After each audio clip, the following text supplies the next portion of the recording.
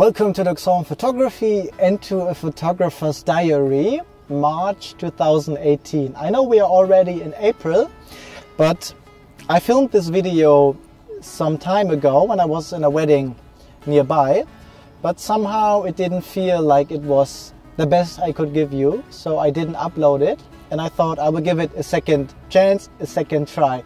Now I'm here in the park, it's a beautiful day, and I think now it's the right time to give you my experience about the March 2018. So what did we do in March 2018?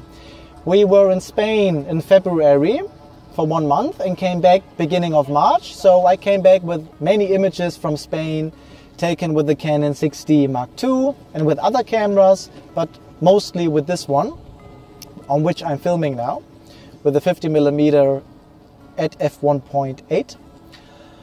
And I will show you some images now from the Canon 6D from Spain, so you just get an idea how the time was. Then, right at the beginning of March, I have a friend who's a dancer, and he used to dance, give dance sessions here in Bremen, but he now moved to Berlin, and he made a big dance event. And I went there to photograph it. I will show you also some images. I mostly shot, or only shot, with the Canon 6D Mark II with the 85mm 1.2 at f1.2, which is very interesting because the 85mm 1.2 lens is one of the most difficult lenses to use from all lenses that I've ever tried. And I've tried 24 1.4, 35 1.4, 50 1.2, 85 1.2, 100 2.8, 135 2.0 and some other lenses, and the 85 is a lens where I always had the feeling that the lens tries everything that I will fail. Everything. It's very slow and out of focus, it's very heavy, it's very expensive in the beginning, so you probably will not even get the lens. And usually I focus and recompose. I focus with the center focus point and then recompose, move the camera a little bit, then push the button. And doing this at f1.2 can be a pain. It's very difficult to focus accurately at f1.2 85mm people who are actually also moving. With the Canon 6D Mark II, with the live view, there we have dual pixel AF. And it worked incredibly well on the dance event where people were moving. It was very dark. I shot often at 6000 ISO, sometimes 12,000. Some images I took at 24,000 ISO. Yes, I had flashes, sometimes on the camera, sometimes in the room, one over there, one over there. So I could put the ISO down to 3000. Yes, but I also took images at ISO 12,000, 6,000 to get a different look. Images with flash and without flash, there's a difference in look and atmosphere. And I show you some images between these dancing events, which took place often in the evening, so I had time during the day. And I did a shooting like this also last year. So I went last year to Berlin for 1 day. To Berlin in the morning and back from Berlin very late at night, at 3 in the morning. And I also took street portraits then, the last time. And I photographed a couple, beautiful couple, a pin-up girl with beautiful hair, nice makeup. And this time in Berlin, I was standing in the crossroads looking for people to photograph. And next to me is the girl from the last time in Berlin, from last year. And I thought, man, this is very interesting. It's the second time in Berlin, and I meet the same person twice. And she is not even from Berlin either. That was very interesting. So we did another shooting. I got some really nice people, talked to some nice people, got some really nice pictures, I think, with the 6D Mark II, 85mm lens. Very often shooting wide open, shooting with the live view. It's a very different experience, and the camera works really well. So I was really happy with the results. I think I couldn't have gotten the images with the old Canon 6D. At f1.2, I would have gotten many shots out of focus, which you often only see on the computer. You know, when you shoot at f1.2, look on the screen, it might look in focus, and then on the screen you see the ear is in focus, not the eye, which is a huge difference at f1.2. The ear and the eye, a huge difference, a couple of centimeters. Okay, what else was in March? Now, I met many wedding couples that I'm going to photograph over the coming month, and the wedding season has begun. I have already shot a couple of weddings, and also interesting, one wedding I got to because I photographed the couple in 2015 on the streets. So they wrote me, hello, you photographed us on the streets in 2015. Now we are getting married. Do you also take wedding photographs? Yes, I do. Where do you get married? Let's go. That was very interesting. It's a really nice feeling when people come to you because you took pictures of them someday and they want you to be their photographer. It's a really nice feeling. Okay, many weddings. What else? Took some street portraits as well. What else? We did a video course in Spain and a little bit here in Germany as well. I haven't edited it, none of it, because I'm now in wedding mode. So meeting clients, going to weddings on Fridays and on Saturdays, sometimes during the week as well. And the wedding is always a full day. Start at 10 in the morning to 1 at night, always. Sometimes I start earlier, sometimes I leave later. I never count hours. Nobody pays me per hour. I always, when a couple says, church is at 2, be there at 2, I ask, when are you at the hairdresser?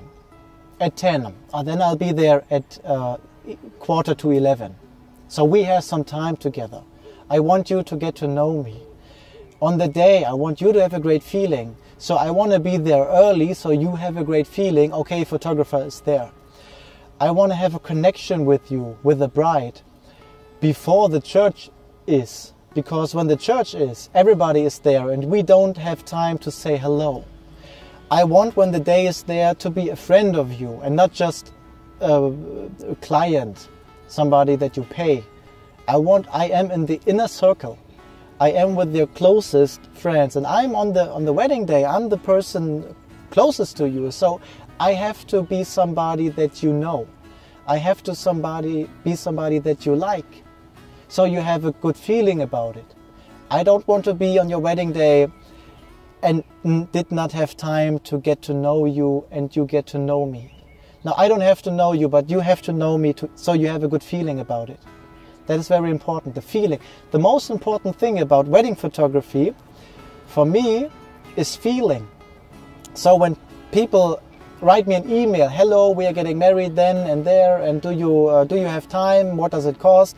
The first thing I do is I answer very positively. So I say, thank you very much for your message. That's great news. You're getting married. Congratulations.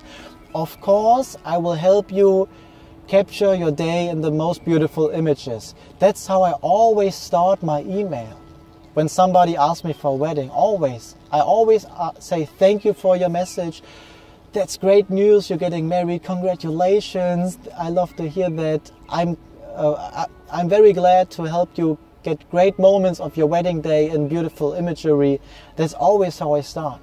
Always positive. Always giving a great feeling.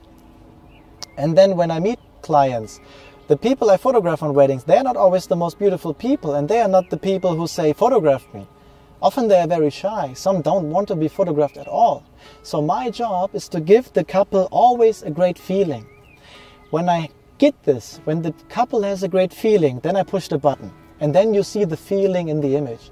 You see the emotion. You see the authenticity and the realness of the moment. Real joy. That is the key to wedding photography, I think. I don't post much because when I post somebody, it says, subconsciously, it says, wait a minute, let me pose you, let me make you beautiful. The way you look, the way you stand is not beautiful, I'll make you beautiful. Then I pose and the people lose the facial expression. The people get insecure. And the person, once I pose and I touch the person and say, this here, this there, now you look beautiful. Before you didn't. That's what it says subconsciously when I pose somebody.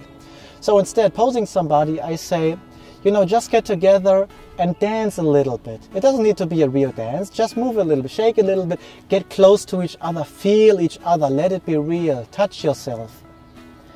And then you get a real moment. I give them the allowance to do that, to feel real emotions and get really close. Not for the photo, but for themselves, because when they are with themselves, that's the moment for the picture. Sometimes when the couple look at each other, it's a much beautiful more picture than when they look to me, to the camera. Because when you look to somebody that you love, your facial expression changes to a very positive look. When you look to me, the photographer, somebody that you rarely know, what do you have as an expression? You don't love me, so you don't have that expression. So don't look to me, look to your husband. So I put the wife there where the camera is, husband next to me. Then I say, don't look to me, don't look to the camera, look to your husband. Then the wife looks to the husband, take a picture here, bam, beautiful. So that's wedding photography. What else? Let me give you some inspirational stuff. I don't know if you knew it, but my father was an alcoholic and he drank himself to death, you could say, over 15 years. And how did he become that? My father was an artist. He found something that he loved to do, painting. But he could not make any money with painting. So one time he said, instead of being a painter, an artist, from which I can't make any money, I'm becoming an art teacher, which is a small compromise. It's a big compromise, but when you listen to the words, artist, art teacher, artist, art teacher, it's very close. Instead of being an artist, I'm an art teacher. I stay in the area of art. That's very close, but he made a big compromise. Instead of following his passion, he was following money. And what happened was, he got a job some 100 miles away from where we live. He moved there and only came on the weekends. And the school he went to was a school where the worst people were. The people who did not have any degree, they had their last chance there.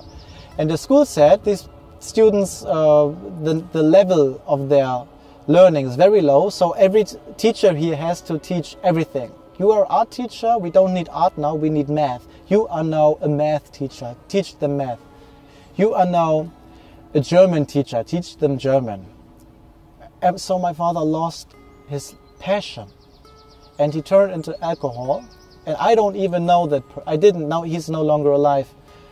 I didn't know that person. In the basement of my grandmother, you know, there were surfboards. And I asked my grandmother, who has surfboards here? You, grandmother? And she said, no, it's from your father.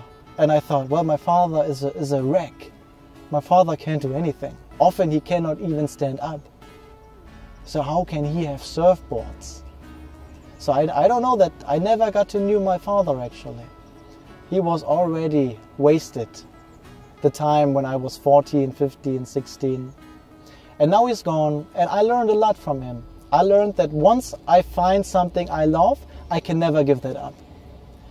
And I can never let income be above my passion. I cannot have that because I saw what it did to my father. My father was a great guy culturally.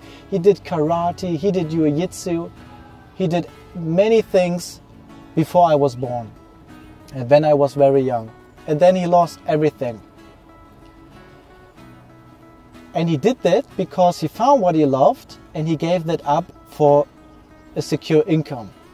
So he lost his life for security. And so I'm not saying this happens to other people as well, but I knew that I thought once I find my passion, I can never compromise on that.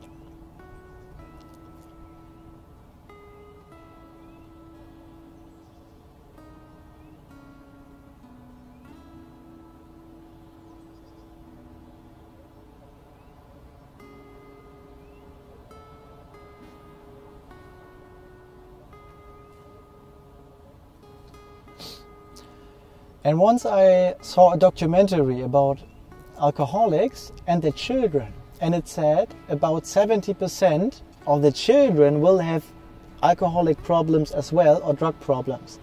And so to save myself, I separated myself from my parents and I chose my life on my own terms. And I said, to save myself from the surrounding that I was in, I said, I surround myself with successful people. There are things that I never ever want to experience again. So I want to live somewhere where nobody can afford to drink himself. So I want to live somewhere where it's very expensive. I want to live where the rich people live. And guess what happened? My year income was 3,000 a year. That's 240 euros a month. Before taxes, before insurance. And we got a flat in one of the most expensive places in town with one of the most beautiful views. And when I look down the window, I see some of the craziest cars parking in front of the house. And let me tell you, it was not money that got me here, because I didn't have anything. It was a dream. Your dreams will bring you to places where your money can't get you. That's my personal experience.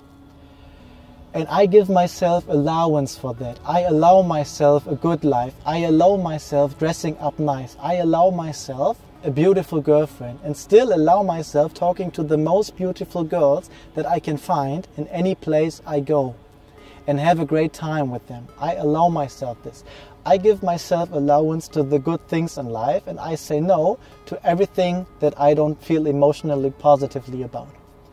So I say no to everything that I don't love. Can you take pictures of me for my CV, for my curriculum vitae? No, I don't do that. Go to this photographer. He does it every day. He will do a good job. I will not do that.